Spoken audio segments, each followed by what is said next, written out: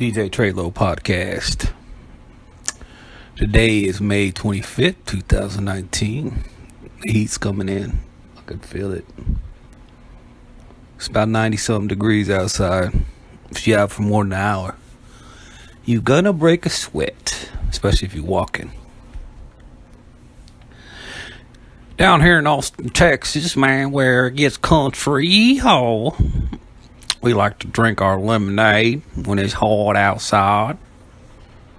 Drink our lemonade and look at the fine women going by.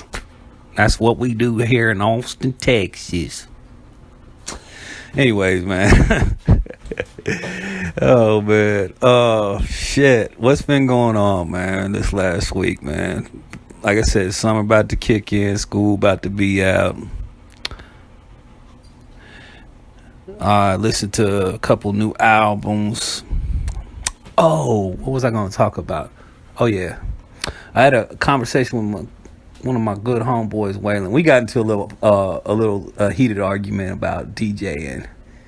It's kind of funny, man. We was like texting back and forth, and he was getting all like in his feelings because apparently he says he can do a Joe Cooley on a DJ controller, which is digital, and he uses I think algorithm on his iPhone. He doesn't even use a laptop. And he says it's called a Joe Cooley because Joe Cooley, if anybody don't know, look it up on Google. He was a DJ back in the 80s, and he kind of invented this excuse me, man. Steven over there just making noises and shit, trying to interrupt the podcast. Anyways, Joe Cooley was a DJ in the 1980s who kind of, I wouldn't say he was the first one to come up with it, but he was the first one to kind of give it a name. And it's kind of like a scribble scratch with a flare on the end. So it goes like that. You know what I'm saying? Like that. And it's real popular scratch, real popular DJ scratch. Everybody does it. The thing is, he did it on records because he was back in the 80s. And so, you know what I'm saying? That kind of scratch. I'm sure you've heard it before. If you listen to any kind of DJ music, you'll hear that scratch because almost every DJ does it. Okay. When you use the term Joe Cooley, I think of analog, which is vinyl records you're scratching on, because it has a certain sound to it and it has a certain bounce to it as far as the scratch goes. And you try to do that same scratch on a digital setup, a DJ controller, laptop, whatever, you're not going to get that bounce at the end. It's not going to be like it's going to be like chit. You know what I'm saying? It's chit. You know what I'm saying? It's not going to have that little chit. So it's not, to me, that's not really considered a Joe Cooley because it doesn't have the same sound as analog, a record sound. So he gets all in his feelings about it. He says, I can do Joe Cooleys on my digital turntable. I said, well, it's not a Joe Cooley. It's called a scribble scratch to me because that's all it sounds like. It's like a short scribble and then a long scribble on a digital turntable. It has no kind of bounce or rhythm to it. And he said, well, I can do Joe Cooley's on analog and digital, and I can rip records the same way I rip my little jog wheel turntable. Well, let me tell you something, man. The records, I have both. I have vinyl DJs, and I've had controllers. Controllers are way easier for scratching. Records, you have to have a certain amount of pressure you put on top of the record, to stop the record from spinning. But whatever it is underneath is still kind of, you gotta put a certain kind of torque to it. Then on top of it, there's called a shove off. Like if you don't have like top of the line turntables, like really good torque, then sometimes when you get done scratching, you have to kind of kick the record forward just perfectly. Granted, you don't want to kick it too far forward with your hand because then it'll be like, you know what I'm saying? But just kick it a little bit forward to get it back into like where the song was playing. Now, that's a cheap turntable. The high-end turntables, records, they have so much torque on them. You don't really have to, as soon as you get done scratching, it picks up real fast. That's the element of record scratching versus, the new age digital scratching that, you'd only know if you was a DJ. So he says he can scratch as good on both analog setup and digital. Now, this dude came over on my birthday one time, and, he was talking all this shit about how badass he's a DJ and how he can rip both kinds and all this and that. So he was surprised because I had an analog set up along with the digital. And I said, hey, bruh, I got records here. You said you could rip analog like you rip digital, and you're some kind of badass at both of them. Why don't you go on and show us what you can do? Now, this turntable was in perfect condition. It was brand new. I bought it at Guitar Center. It was a Gemini TT something. I forgot the actual model number. But it was in good condition. It was set up. Everything was perfect. Put the record on. I think I had a Memphis Bleak record that I bought. I don't even know where I got it. But I put the record on for him, and I said, well, go ahead and do some scratching. This dude couldn't do nothing right. I mean, his scratches were all up on point. He was standing up there frustrated. His face was getting all red. He was trying to scratch. It just sounded horrible. And then eventually he blamed it on my equipment. He said, man, your equipment is something's wrong with it. Because I can scratch on other people's equipment just fine, but your equipment has some problem with it. Brand new out the box, nothing wrong with it. I could do it just fine. You know what I'm saying? There was nothing wrong with the see, what he was doing is he was putting too much pressure with his hand when he was scratching, and the needle was skipping on the records. That's another thing that happens when you put too much pressure and you use too much strength. It's kind of like a technique to where you have to use enough strength to get it to scratch, but you can't use too much strength. And it also has to do with the weight on the end of your needle on your arm that you adjust to, do it correctly. All this you don't have to do with jog wheel, so he never had to do any of that stuff. So he was sitting up there scratching, and he would scratch, and the needle would jump. It would be like boom, boom, on the record and throw off his whole scratch. So, like I said, last week we had the little heated argument about the Joe Coolies. And see, the thing was, what really tripped me out is he said, I can do Joe Coolies just like on a record. But then a year ago, even agree with me that Joe Coolies are not the same thing. Joe Coolies on a record are different from Joe Coolies on a controller. But since, we talking about controllers, and I'm talking about, we got into this argument also, not just Joe Coolies, but just pushing buttons. Because he claims that since he's scratches a jog wheel, he's a real DJ, and to push any kind of buttons or use technology, that's like fake.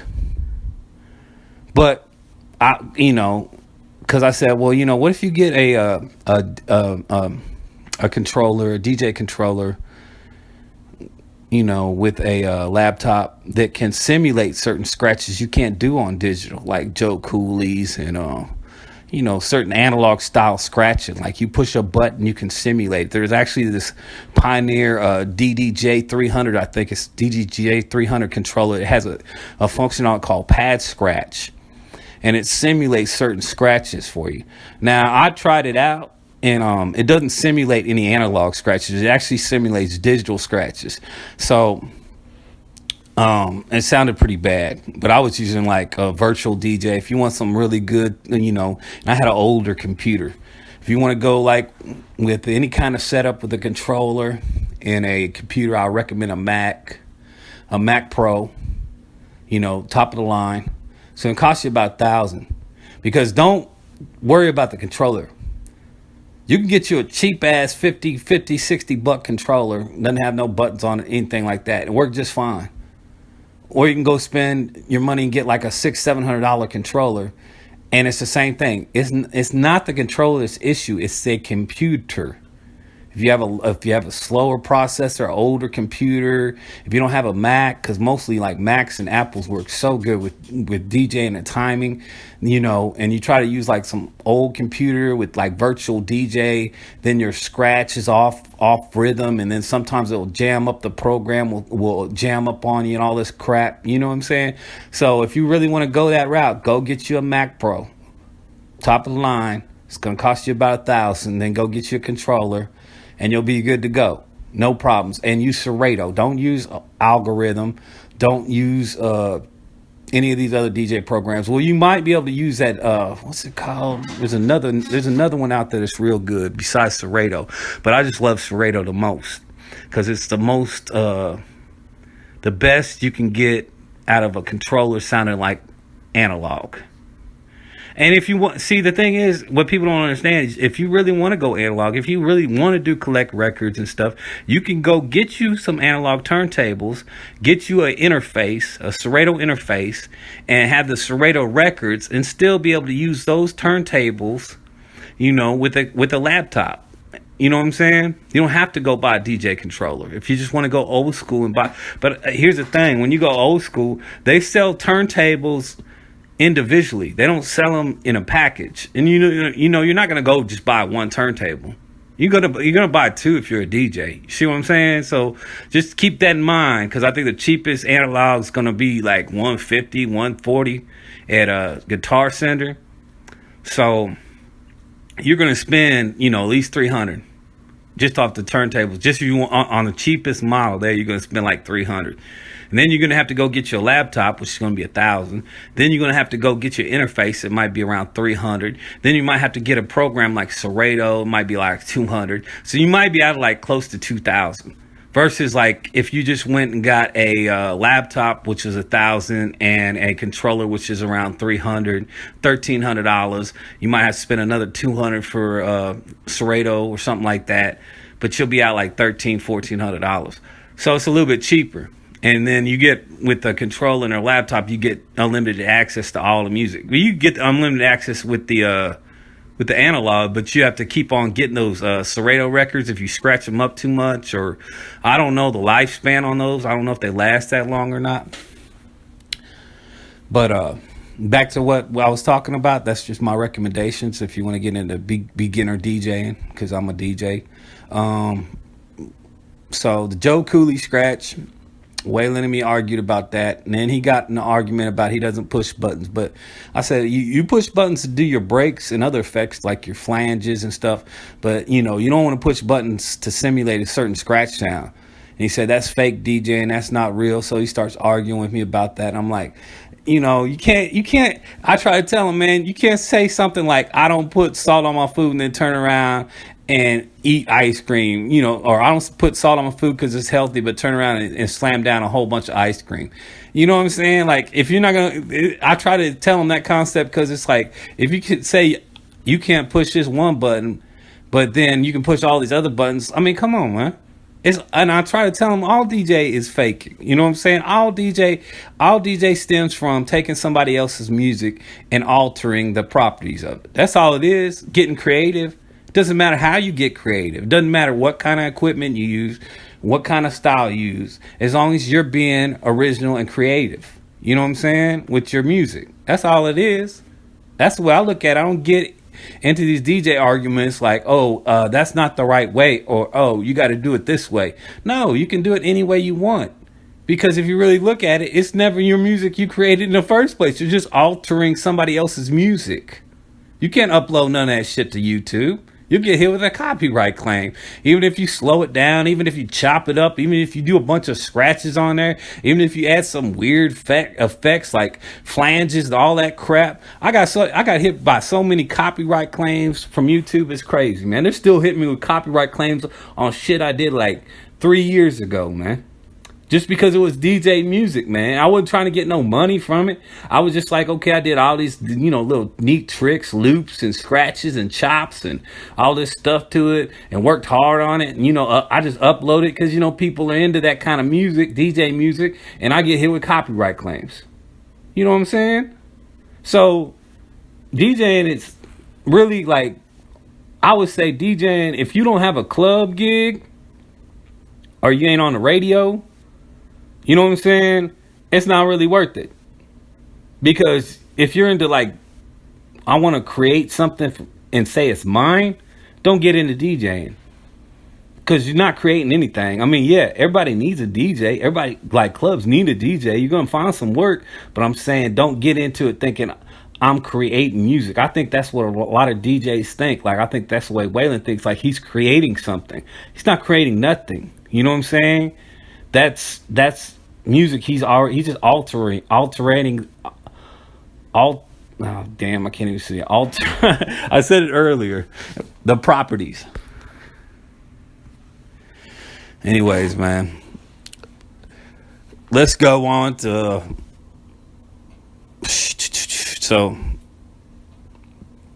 that's a little DJ information for y'all. If y'all listen to the podcast. I'm still making some beats, man. Let's check this one out right here. I'm going to play it for y'all real quick. I should have played it at the beginning of the podcast, but I was tripping. This one I kind of was like, well, this chick came over like last week and made a beat, but we hung out and she wanted to learn how to do it. This one's kind of slow. I took this sample, I think off a Looper, man. So I didn't actually play those piano parts, you know what I'm saying? But like, sometimes to me, that's the same thing as DJing. Sometimes you take samples and you use them, and then sometimes you create your own. You can do it either way. You know what I'm saying? It's just a lot more work involved as far as creating your own sample and figuring out your right keys and notes and all that.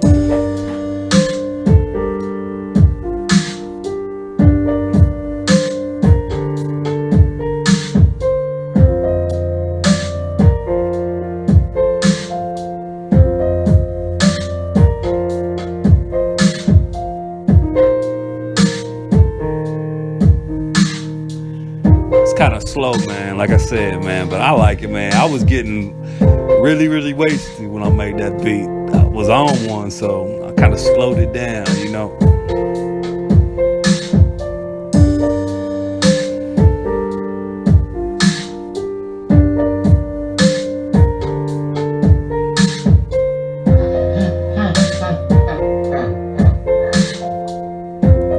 That was a little different, adding that little laugh in there, and it actually slowed the laugh down where it's like, oh man, that was kind of live though. Okay, man, let's go to some local news. Okay, see what's going on in Austin, Texas, man. Even though if you ain't from Austin, Texas, you listen to the podcast, you're like, man, fuck this dude talking about, man. I don't care about that little city down there. Okay. Matthew McConaughey spotted wearing Austin FC shirt at LA soccer match. Who cares? He's in LA. He got spotted at a soccer match. Big deal. I feel like my prayers have been answered. For a woman first received FDA-approved postpartum depression treatment. Boring.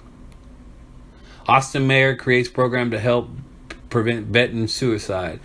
2 men transported to trauma center after shooting in South Austin. Oh, here goes a gangster article. Let's see what's this about. Let's see here. Spend your summer with us. Anyways, 2 men are at trauma center for shooting on Cherry Loop. If anybody knows where that's at.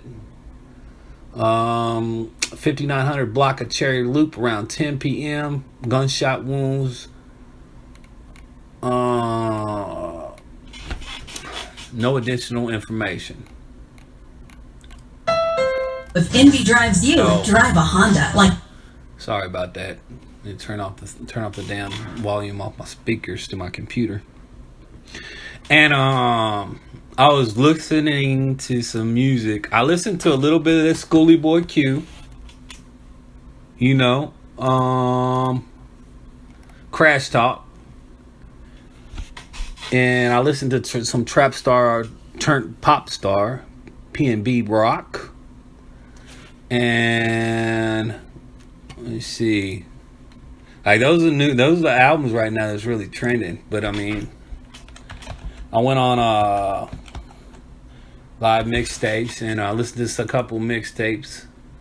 I listened to this week. Let me see if I can load it. This week, I listened to some of Runaway Richie's. He sings a lot. It's kind of sorry. I listened to Moochie Kodak. He had about one good song on there. HBM2 is the name of the mixtape. I haven't listened to any Rick Starr, Man on Fire. I've never listened to Jay Crucial, My World. Suave, Pure Infinity. Moneybag Yo, 43 Vay Heartless. Some of these I've never even heard. Like the last 5 artists except Moneybag Yo is all I haven't even heard of these dudes. Trill Sammy, Die for Nothing. All these new guys coming up, man. But like I said, they should have 2 categories for rap now. This is what I'm talking about, man. You know, they got parental advisory rap. They really don't put the sticker on nothing. Like nowadays, everybody can listen to cuss words. You can go on livemixtape.com and all they doing is talking about cuss, and they don't have no parental advisory on their album covers. You know what I'm saying? Because this is all downloads and shit. But what I'm gonna say is, when you go buy a rap album now, I think they should have 2 genres for rap. Should be like hip hop and auto tunes.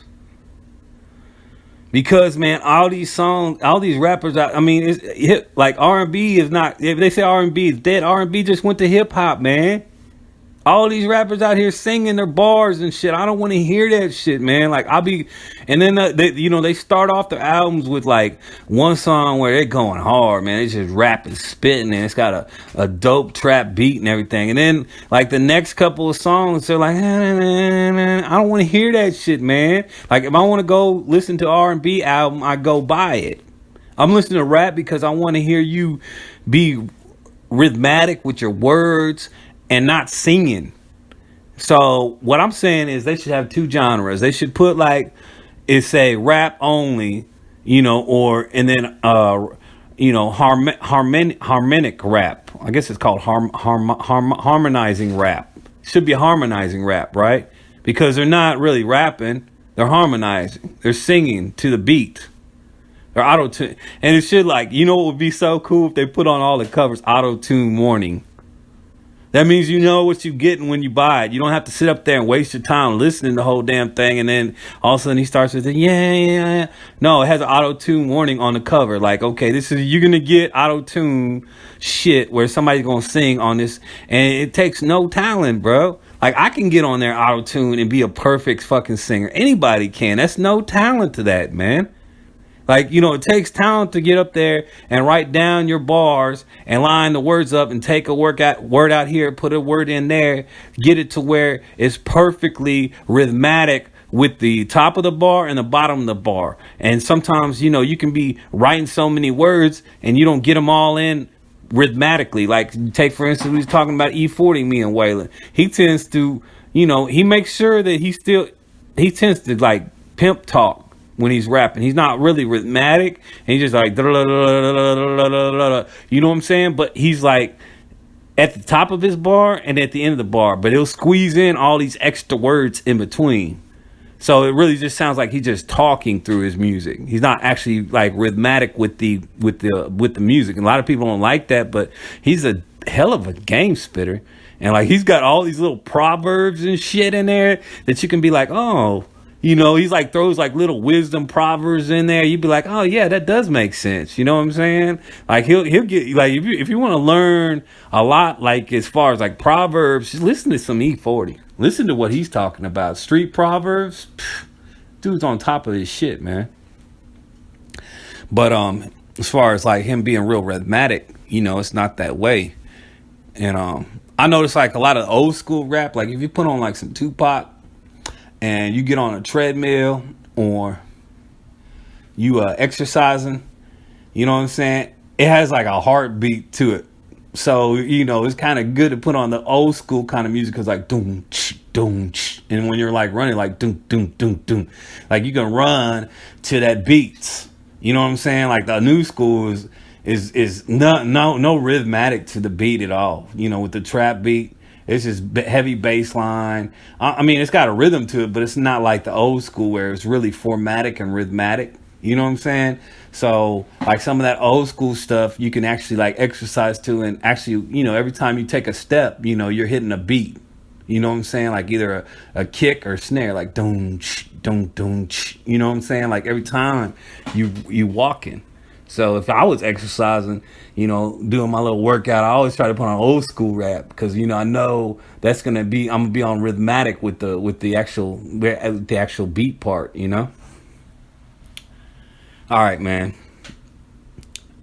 Keep on making beats, man, and keep on getting creative. That's the main thing. Creativity. Don't knock anybody who's into this game, DJing, making beats, rapping. As long as they being creative, man. You know what I'm saying? I talked to this dude, SRT, last week. I'm going to tell him, if he hears this podcast, I'm going to tell him, man. This dude sitting up here rapping about stuff that happened in like the 90s and 80s and usually like 90s metaphors. And then he gets in his feelings because I'll say, man, rap about, he had one rhyme in one of his verse where he says, I got the golden hand. And I said, but he didn't say, he said, I got the golden hand. And I said, hey, man, you know what you could throw in right there? I got the golden hand like Jamie Lannister. You know what I'm saying? Because that's Game of Thrones and it's modern. Like, it's something somebody can relate to. Like, if you want to get down with these youngsters and what they talking about and what they going through today, you got to rap something, like, as far as your metaphors, about something that they can relate to, that they experience in life. Don't talk about y'all slanging drugs and dope and I got all this money and bread. They don't have none of that shit, man. Rap about something like I went to the store and this dude shorted me some change. I got up in his face and he was talking shit. Get out the store, bitch, or something. You know what I'm saying? Rap about something that they can relate to, and that their ears will perk up. Their ears not gonna perk up if you're just rapping about old shit, 90s shit that nobody even did. No, stop living in the past. I don't know. He got in his feelings about that because I'm not. When I give you when you sit up there and ask me what I think, I'm gonna be honest. Now, if you just let me listen to your rap and say, this is what I did, I'll say, okay, cool, that sounds good. You know what I'm saying? I'm not going to give you nothing negative. But if you sit up there and keep on asking me, at first I'm just going to stay positive. Like, yeah, man, that was good. Because I don't knock nobody. I'm not perfect myself. And there's probably a lot of stuff that I make that ain't that great. You know what I'm saying? And I might be pissed off if somebody says, well, you ain't shit either. You know what I'm saying? So that's why I don't ask people too much. I'm just like, hey, did you hear this beat I made? Okay, cool. I don't be like, what you think? I don't just keep on bugging them over and over and over and over again, to get a response. Now, if people just do that, like SRT does that with me, what you think? I'm going to give my honest opinion. And my honest opinion might be a little negative, but it's called constructive criticism. I'm not trying to be a hater. I'm not trying to bring you down. A hater has alternative. Like everything you do is going to be negative. You know what I'm saying? Everything you say, he's going to be negative to you because he's jealous and he's hating on you. To me, I'm just trying to give you advice on what would be better. Even though it might come off as I'm being negative, I'm trying to give you advice like what can you do to make it better, to make it sell more. That's all I'm trying to do. And people still take that is, you being a hater because they can't take constructive criticism. A lot of people can't take it. A lot of people always think you're, as soon as you say constructive criticism, they think you're always negative and they never pay attention to all the positive things you say. But it's always like when you say one thing, constructive criticism, they pay attention to that and dwell on that. So just bear that in mind. Like if you feel like somebody's hating on you or talking down, hold on, I'm coming to the end. It's 29 minutes, almost half an hour. If you feel like somebody talking down on you, just sit back. It's like a chess game. Just because somebody makes one move, look back 4 moves or look forward 4 moves. Don't just go off of that one move. Look at the big picture. You know what I'm saying? Sit back and study that person and see, okay, is everything that come out of his mouth negative? is he jealous on me? Is he hating on me? Or is it just this one situation? And like, I've heard him say a lot of positive things in the past about me too. And if you've done a positive, then obviously it's not him being a hater. It's not him being jealous of you. He's just trying to keep you moving along.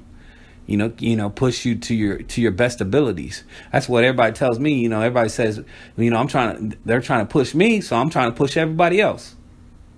I'm trying to push you to the best of your abilities. So take that with you today. On May 25th, 2019, DJ Treylow podcast. You can catch it on iTunes, YouTube, me. The podcast is up on YouTube. D Myers 45 is my YouTube, where I'm always getting hit with copyrights. Okay. They don't like me doing my stuff, so I just had to start doing podcasts and videos, like vacation videos and shit. Anyways, YouTube is D Myers 45. If you want to copy my book, go on Amazon, put in Mr. David Patrick Myers, and I got 2 books on there. The Rectangulars, the Pavilion Vortex. My pops just got a copy of the Rectangulars. So I don't know if he's going to read it because it has a lot of cussing and sex and violence in it. But, I told him the story synapse. And I'm going to keep on writing, man. I said, I need to get back into it, man. I'm going to keep on writing and DJing and putting beats out and all this good stuff, man. So y'all stay tuned next week. Next 2 weeks, probably be in San Fran. So do a podcast down there with SRT or something like that. All right. Down there at the Bay. All right. Peace out. Austin, Texas. If y'all want to go pick up a dope album this week, I don't know. Go get Schoolie Bull Q, I guess, man. Peace out.